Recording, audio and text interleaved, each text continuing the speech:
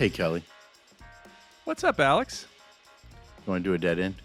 Oh man, I love dead ends. But remind me what it is? So, in dead ends, we talk about other, not people, but other things that have passed, things that aren't around anymore, things that we might remember, things that we might not have ever been around for, but things that don't exist anymore, but we remember them fondly. Yeah, or maybe they still do exist, but they're like losing steam. Like CD-ROMs. Sure. So, in the same vein of Dirt Nap City, these are things that you might find in Dirt Nap City, but they're not people. Yeah, yeah. No, I'd love to do one of those. Yeah, the people that are in Dirt Nap City still have access to all these things. Oh man, that makes me want to go there. Kind of. You No, think I'll ever get there? um, I think you will in due time. Don't rush it, man. Things are fine here. You said if I go, you'll do an episode about me, so that sounded kind of exciting. It's the first episode, but then yeah, no, but don't go yet. All right, I won't. Well, what do you got? Well, I got a silly one today, but I'm passionate about this because I remember this fondly, and so I remember it utilizing this as a college kid. But then I also kind of think about this as in the context of a bad business idea too. Was this something you actually personally used? Oh, yeah, all the time in college. Oh, I think I know. No, you don't. I don't think Yeah. we ever did this together. Was it parachute pants? No. Because I know you had a couple pairs of those. I didn't have as many parachute pants as you might have thought, but I probably had more than you did. Yeah, I had 0, so if you had any even if you had parachute shorts, you had more than me. I did not have parachute. I've never even heard of parachute shorts, but we'll save that for another episode. Alright, well, so this is something that you are feeling passionate about. It's something that you, did. Is it something I would have done back in the day? You could have, just not when I don't recall us doing this together. Was it an activity? I always felt like you had more money than I did in college. So you never had to resort to things like this. Was it ramen? No. It was the Wendy Super Bar. Oh, Do you wow. remember, sir? Do you remember the Wendy Super Bar? Honestly, I had so much money, I was just eating at Jeffrey's all the time. Dude, the Wendy's, first of all, let's harken back to the late 80s. And do you remember what Wendy's looked like back then? They had that solarium, kind of that Yeah, atrium yeah, solarium layout where there was like a greenhouse kind of thing that yeah, yep. jutting out from the Wendy's. I've been to a few Wendy's recently that still have that, actually. Really? Yeah, Really? like the little glass window thing. That's Yeah. Wendy's is one of our road trip stops because I do love a Frosty and coffee together. You get a Frosty and a small coffee. You eat a little bit of the Frosty, and then you pour a little bit of the coffee in. Man, it's good. But Wendy's in 1988 was way better because Wendy's in 1988 had this super bar. And when I say super bar, it was a super bar, man.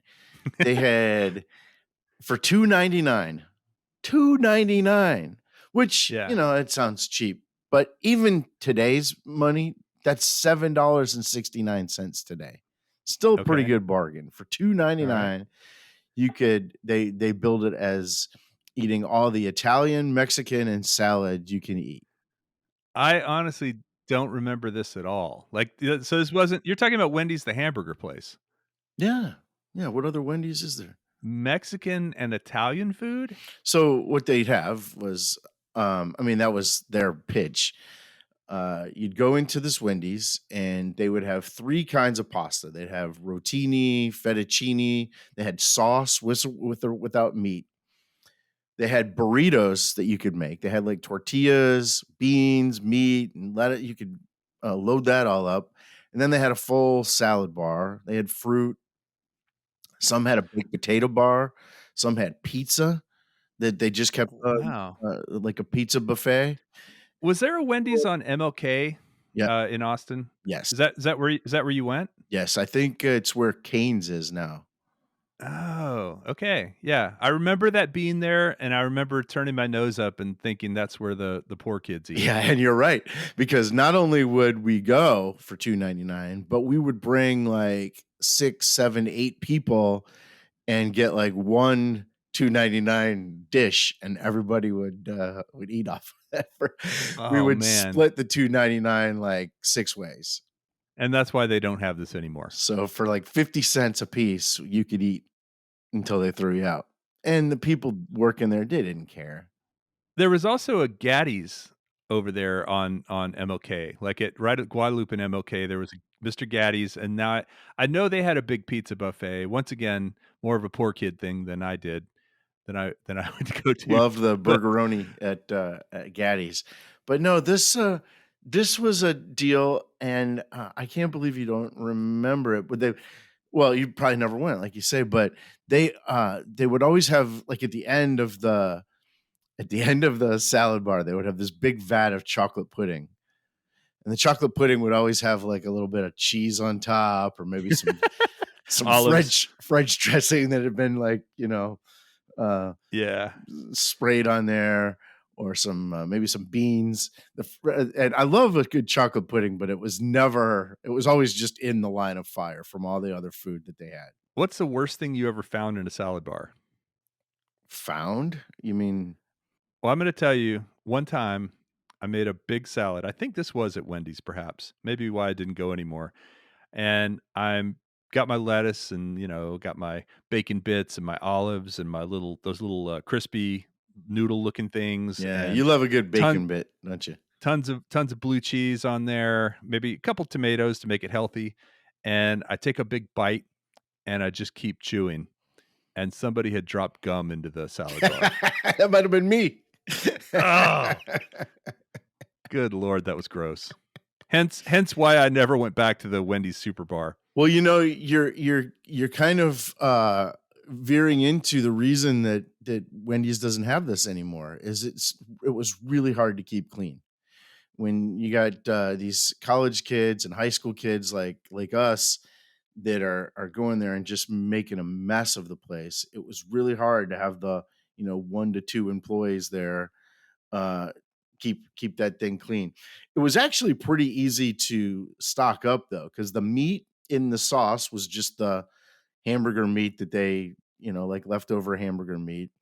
The tacos meat was just leftover, so they had tons of hamburgers, so they could throw meat in the sauce, meat in the tacos. The breadsticks were just buns that were left over. They would just turn those into breadsticks. And croutons. But, with people like my crew coming and spending, 50 cents per person, yet taking up half the restaurant and then having it hard to keep clean. They did away with that. But Wendy's Super Bar, I didn't realize this until I did a little research into this. It lasted until 1998. I was well on off of the Wendy's Super Bar by 1998. I probably went hard from 88 to 92 with the Wendy's salad bar or Wendy's Super Bar. 4 years of that. Yeah, I think probably 1992. I was a grown ass man by then, and it was beneath me. And, now when you go to get a checkup from your doctor and you find something wrong, you just say, yeah, Wendy's super bar Yeah, right. in 92." But Residual. so check this out. I was thinking about this Wendy's Super Bar. I did a little research, and then in the last couple weeks, I saw a news story about Red Lobster and how they had this catastrophe with their endless shrimp promotion. Oh, yeah. I don't know if you're familiar with Red Lobster and their endless shrimp promotion, but for $20 last year in 2023, for $20, you could go and basically have all the shrimp you could eat. They bring you, I think they have 5 different shrimp dishes. You pick two, and then you start with two, and then you can just keep asking for more. And that cost Red Lobster $11 million in losses in the third quarter of 2023. Wow. Too many people participated in this. It was supposed to bring traffic in, but everybody decided to do that. So they raised it to $25. I think currently they might still even be doing this, but they just keep raising the price because this endless shrimp makes people come to Red Lobster. But the problem is everybody's choosing the endless shrimp, and that is costing them money. And I read this, And I thought, this really sounds familiar. I feel like I've read this story before. So a quick Google search took me to a 2003 article. Turns out I had read this same story before by Red Lobster. In 2003, they fired their CEO for, wait for it, the endless crab promotion. You kidding me? So in Oh, man. 2003, they had an endless crab promotion for 23 bucks, which is $38 in today's money. Um, you could eat all the crab, and it was exactly the same problem as the shrimp problem is now. At the time, the chairman of the board said it wasn't the second helping on all you can eat, but it was the third. And then the CEO chimed in and said, and maybe the fourth. The people were coming and they were getting 3 and 4 helpings, and that's what did them in. And what happened was the price of crab increased by a lot during that promotion, but they ended up firing the CEO over it. Fast forward 20 years, and we're doing the same thing now with shrimp. With Did they think they shrimp. could outsmart this, the Well, here's the situation? thing. It actually seems like shrimp would be worse because shrimp are smaller and you can eat more of them. Right. Now it was the equivalent of $38 for the endless crab, and it's 20. They started with 20. Now it's 25 for the endless shrimp. But this, not a good idea. Yeah. I think the lesson here is unless you go full all you can eat, you shouldn't try to do it. Now, there are places that do a really, really savvy job of all you can eat. And there's lots of different YouTube videos out there talking about secrets of all you can eat places and how they make money. Let me just give you a few of these. First Give of me a all, secret of all you can eat. well, they not secret of on the eater side, secret on the restaurant side, how they make Yeah, money yeah. doing this.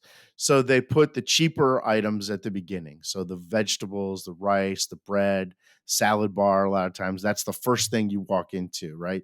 Those are the things that are cheap on their end and will fill you up. They put lots of starchy foods in there. So lots of rice and rolls, uh, noodles, creamy foods, and fried foods. They want to fill you up so you don't keep going back and forth. Then on things that are relatively cheap, vegetables, believe it or not, are cheap for them because they can buy them in bulk. And they put enormous spoons in anything that they want you to load up on. So mashed potatoes, vegetables, they put enormous spoons so you get as many as you can. And I then when think I you need to get try this strategy at home. when you get to the meat and the things that are more expensive, they give you tiny little tongs so Right, you can right. go. So I don't know if I've ever Wow. been to a Golden Corral, but I would assume that this is what like well, Luby's isn't all you can eat, is it? No, I think a Golden There Corral used to would be probably one be called Ryan's. There was Golden sure. Corral. It's funny, my dad used to call those places the Trough. Right, He'd say, right. "Let's go eat at the Trough." Well, my wife tells me about a place. She grew up in Cleveland, and there was a place called Duff's, and Oh, yeah, yeah. We had Duff's in Houston for a while. it was a stall. Like Yeah, she yeah, said, that's you the one that's actually the one my dad used to call the Trough. That was the original Trough in our family. it was literally you'd go and it would just be a stall, and they would just keep just filling you up with food, right? Dang. No, in fact, when we went to Cleveland earlier this year, I was looking for a Duff's so I could because I can't picture what it would look like, and I don't think they have them anymore. Right, they don't even have Duff beer there. Yeah. So they also give you small plates at these all you can eat places. You'd think that that's counterintuitive. You'd think you'd want a big plate so people could put a lot of stuff. But actually, there's a psychological thing where if you have a small plate, you'd have to make more trips.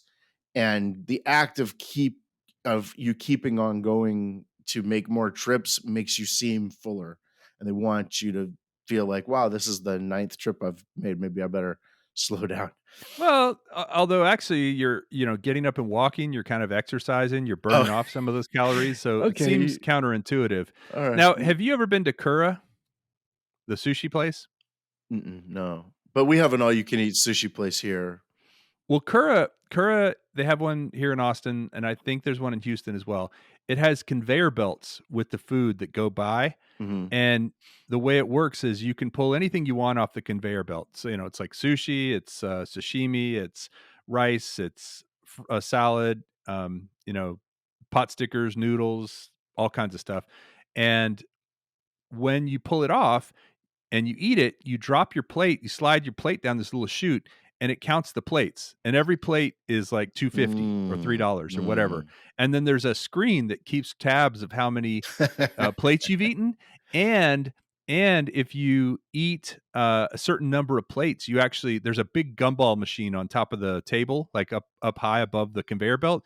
After you've eaten a certain number, it will drop down a prize. You win a prize. So I it's want you very to take me to Pavlovian. no, I want you to take me to this place. That Yeah, sounds let's go to so Kura. fun. It's amazing. No, I've been to a place in San Francisco that had little boats. All the sushi was on Yeah. little boats. It was called Sushi Boat, and you'd go and you'd take, but each boat cost different, depending on what color the sail was. Each boat would cost a different amount. Well, do you remember Ponchos where Oh speaking of man, sales, where you had the little flag and and when you you raise raise the the flag. flag, yeah. And then there's those Brazilian steakhouses where you get a little card and one side is green and one side is red. And Fogo when de you want more chão, meat, yeah. yeah, if you have the green side up, they're all over you. Oh But they have man, a salad bar there that's actually really good as well. yeah. But only a fool fills up on salad at Fogo de That's a Chao. rookie mistake. You know what else they do in these places? They give you small forks. Apparently, small forks make you eat slower and make you Wow. get full faster. And the big thing too is they give you very large beverage glasses. They want you to fill up on like carbonated Soda. drinks, yeah, soda, uh, and so you'll feel full. The whole idea is to get you full as fast as you can on their end. Wow. Now, Man. there's probably just as many YouTube videos out there to try to tell you how to beat the system. I think the best way would probably go in reverse. Yeah, eat the small stuff first. The stuff with small. If it's got a small serving utensil, then it's probably what you want to eat the most of. And they also reserve the right to kick you out or to tell you you're done. There's nothing in the Constitution that says that all you can eat, that we have the right to eat all you can eat in an all you can eat place. So all these places can tell you when you're done, and they're not called all you can eat anymore. I think they say all you care to to eat. eat. Yeah. Yeah. Somebody in the marketing department came up with that. That's brilliant. All you care to eat. Well, that's all I got, man. I was just wanted to tell you a little bit about some all you can eat places and the OG of all you can eat places in my eyes, the Wendy's Super Bar. Take care, everybody.